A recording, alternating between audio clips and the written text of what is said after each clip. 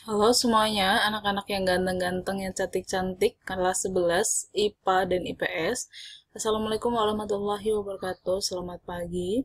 Hari ini kita melanjutkan materi minggu lalu, yang sebenarnya minggu lalu itu hanya kita bahas beberapa slide gitu ya. Saya ingatnya itu karena Zoom saya rusak gitu. Nah, karena sekarang kelas 12 sedang ujian ya, jadi kita menggunakan penjelasan via YouTube. Semoga kalian paham akan penjelasan saya dan jika mungkin ada pertanyaan silakan tanyakan di grup atau via PC. Oke, kita masuk aja langsung materinya ya. Ini sudah masuk ke KD 3.9 yang artinya ini adalah KD terakhir di kelas 11. Gitu ya. Kita lihat materinya.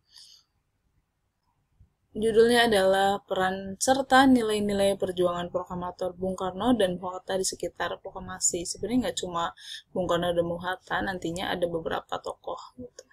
Ini penyusunnya adalah Pak Sumerdiansyah Perdana Kusuma dari SMA Al-Azhar Jakarta. Kamu pasti tahu.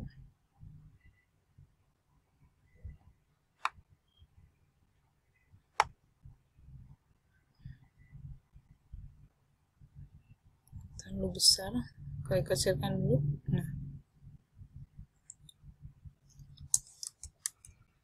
Nah, ini adalah Pak Soekarno gitu ya, Pak Presiden pertama kita. Kemarin sudah kita bahas mengenai biografinya beliau, dari nama kecilnya dulu namanya Karna. Awalnya tuh Kusno, tapi karena sakit-sakitan sehingga diganti nama menjadi Karna.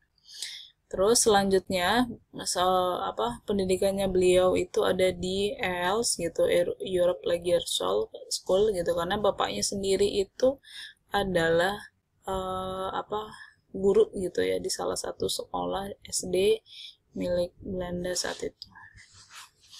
Terus kemudian jasa Soekarno, ini mulai dari sini ya. Jasa Soekarno dalam memperjuangkan kemerdekaan Indonesia tidak perlu diragukan lagi pastinya ya. Kita sudah tahu sampai sekarang. Merupakan tokoh intelektual karismatik, berarti yang berpengaruh gitu ya. Setiap apa yang dia bicarakan pasti berpengaruh ya, saat yang tidak dipercaya gitu. Yang terlibat dalam peristiwa penting pergerakan nasional. Lewat orasinya, inilah maksud dari karismatik dari orasinya ini. Soekarno berhasil membangkitkan semangat juang rakyat Indonesia untuk terlepas dari jajahan. Karena itulah Soekarno mendapat julukan Singa Podium. Sampai saat ini tidak ada orang yang pantas menghentikan sosok Soekarno dari sebutan atau julukan Singa Podium. Tak heran sehari setelah proklamasi kemerdekaan dunia, tepatnya tanggal 18, beliau diangkat menjadi presiden pertama bangsa ini. Karena memang ya baru diangkat sebagai presiden itu pada saat PPKI yang pertama, yaitu tanggal 18 Agustus 45. Jadi ketika kita proklamasi, kita belum mempunyai presiden dan juga wakil presiden gitu. Bung Karno dan Bung Hatta itu disebutkan sebagai atas nama wakil bangsa Indonesia. Bung Karno merupakan sosok yang vokal, menentang kesewenang-wenangan pastinya ya. Hal yang perlu digarisbawahi dalam pidato ini, di kata-kata Indonesia menggugat gitu ya, bukanlah pembelaan Soekarno terhadap dirinya sendiri, melainkan pembelaan terhadap pergerakan nasional Indonesia. Ini adalah Indonesia menggugat, berarti pidato ketika ada di organisasi PNI waktu itu. Soekarno menyampaikan kritiknya terhadap imperialisme dan menyebut Belanda menerapkan politik drainase yang menghisap dan mengalirkan kekayaan Indonesia ke negeri-negeri imperialis yang menyebabkan kemelaratan Indonesia. Karena zaman dulu kan ada semangat imperialisme. Imperial itu berasal dari kata imperator yang artinya itu memerintah. Nah, imperialisme ini berarti menguasai atau memerintah negara yang dia jajah gitu. Nah, sebelum peristiwa proklamasi terjadi peristiwa Rengas Dengklok. Bagaimana kelompok pemuda itu berupaya mengamankan Soekarno dan Hatta ke Rengas Dengklok. Ini sudah kita bahas di sebelum PTS waktu itu. Kota Rengas Dengklok itu dipilih karena letaknya, ini alasan kenapa menggunakan kota Rengas Dengklok. Ini ada di Karawang letaknya ya. Ada dekat Jakarta pastinya kan Karawang ya, karena relatif aman karena telah dijaga ketat oleh pasukan PETA yang dipimpin oleh Sudanko Singgih gitu. PETA ini adalah organisasi yang dibuat oleh Jepang saat itu, organisasi militer yang berkaitan yang bertujuan untuk kepentingan Indonesia gitu. Dan hampir semua anggota PETA itu loyal terhadap pihak RI gitu. Para pemuda khawatir bila Soekarno dan Hatta dipengaruhi oleh Jepang, tidak heran muncul dikotomi golongan tua dan golongan muda. Tokoh-tokoh yang dikelompokkan dalam golongan tua itu adalah mereka yang berjuang memerdekakan bangsa Indonesia mengikuti skenario yang sudah dibuat oleh Jepang melalui ada organisasi BPUPKI, PPKI, sehingga bisa dikatakan bahwa Soekarno dan Muhammad Hatta beserta seluruh anggota BPUPKI dan PPKI termasuk dalam kelompok ini. Berarti semua orang yang dikatakan berhubungan BPUPKI dan PPKI mereka semua adalah golongan tua gitu.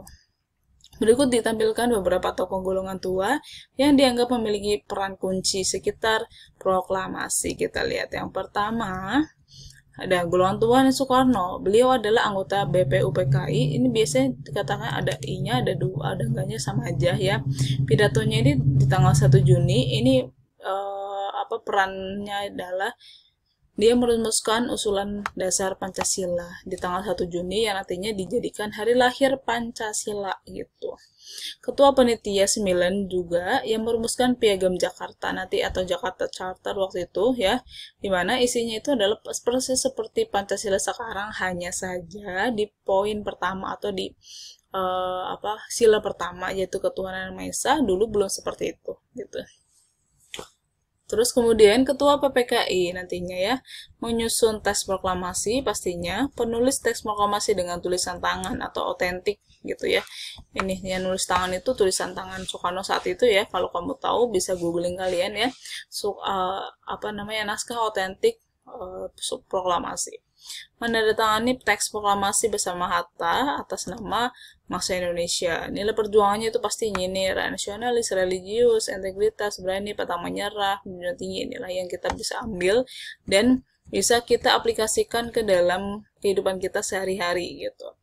Terus membaca teks proklamasi dan di tanggal 18 Agustus 1945 tepatnya di sidang PPKI yang pertama, beliau dan Muhammad Hatta dikukuhkan sebagai presiden dan wakil presiden pertama di Indonesia.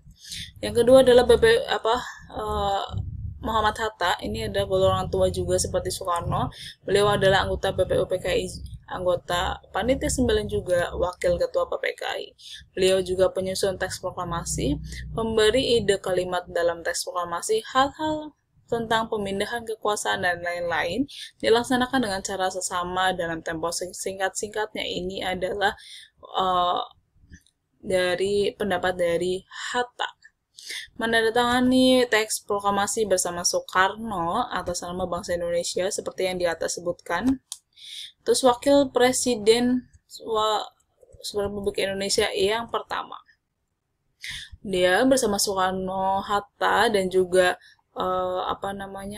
Rajiman Weddiodiningrat, mantan ketua BPUPKI saat itu, datang ke Dalat, ke Vietnam saat itu, menemui Marsikal Terauchi, membahas mengenai kemerdekaan yang dijanjikan oleh Jepang. Karena memang pada tahun 1944 oleh Perdana Menteri Koiso, Perdana Menteri Jepang saat itu, Indonesia pernah dijanjikan kemerdekaan. Pada dasarnya ini adalah tujuan Jepang untuk membuat Indonesia itu lebih mendukung Jepang gitu ya. Nah, realisasi dari janji tersebut, tokoh-tokoh perjuangan kita itu meminta dibuatkan ya organisasi gitu untuk sebagai wadah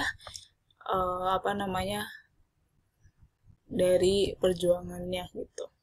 Ahmad Subarjo yang ketiga membebaskan Soekarno dan Hatta dari pengasingan di Rengas Dengklok dengan menjaminkan bahwa proklamasi akan dilakukan segera secepat mungkin di Jakarta, itu yang dia janjikan. Nanti jika tidak, taruhannya dia, itu maksudnya ya. Penyusun teks proklamasi juga, jadi kita sudah tahu di sini ada 3 orang penyusun teks proklamasi. Pemberi ide kalimat kami bangsa Indonesia dengan ini menyatakan kemerdekaan Indonesia. Hal-hal mengenai perbedaan penduduk gitu kan. Ini berarti ini doang ya, kami sampai Indonesia gitu. Terus kalau hal-hal mengenai perbedaan penduduk itu adalah Hatta, sisanya adalah Soekarno. Jadi kamu tahu ya. Kalau kamu hafal, alhamdulillah. Coba kalau belum hafal, silakan googling, cari kata-kata ya. Menurut Soekarno apa, Hatta apa, Sahabat Suparjo apa. Menteri Luar Negeri pertama Republik Indonesia. Nih kalau di foto, nih ya. Nih Muhammad Hatta, sebelah sini nih Muhammad Hatta. Ada Rajiman Weddiodiningrat ini dan apa Soekarno. Ini Muhammad Hatta, ini Rajiman, gitu ya. Oke. Nah, ini kemungkinan salah satunya Terauchi, saya kurang paham ini mukanya yang mana. Yang beliau menemui Terauchi di Dalat sebagai bentuk realisasi dari janji Koiso dan melanjutkan organisasi BPUPKI yang sudah dibentuk sebelumnya gitu. Terus kemudian ini ada Soekarno, Muhammad Hatta, dan Ahmad Subarjo. Sebelah sini ada Ahmad Subarjo. Ya, ini masih muda ya. Bung Hatta sekarang ya. Tadi Soekarno, sekarang ke Hatta. Beliau itu lahir dari pasangan Jamil dan Siti Sawelah yang berasal dari Minangkabau. Ayahnya merupakan seorang keturunan ulama tarekat di Batu Hampar. Itu di Sumatera Barat. Ibunya berasal dari Bukit Tinggi. Kita langsung ke perannya dia.